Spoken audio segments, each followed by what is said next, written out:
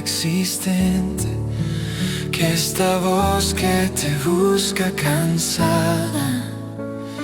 No traigo secretos ni velos, ni senderos que el ojo no ve, solo el ruego que sube a los cielos.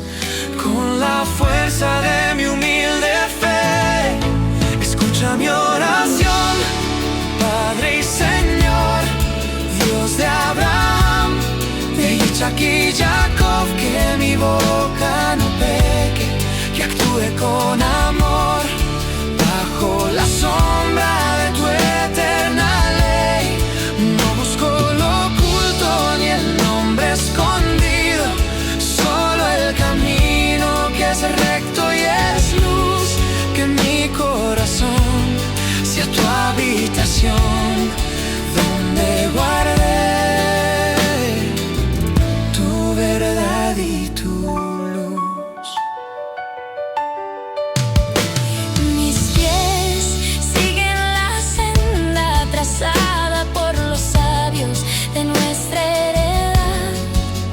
La es mi roca sagrada, que me guía con paso y verdad. Si tropiezo en la duda o el miedo, si el orgullo me quiere cegar, que recuerde que en ti solo puedo mi esperanza y mi vida entregar. No está en el cielo ni está en el mar, tu palabra en mi boca se siente. Es el acto de dar y de amar, lo que acerca al hombre al omnipresente.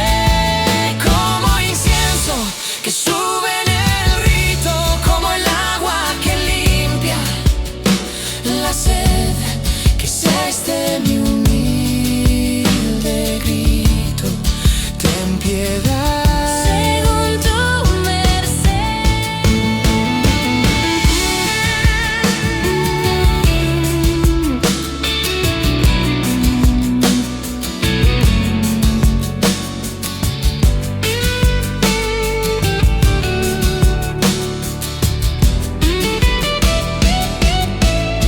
Escucha mi oración, Padre y Señor, Dios de Abraham, de Isaac y Jacob, que mi boca no peque, que actúe con amor, bajo la sombra de tu eterna ley.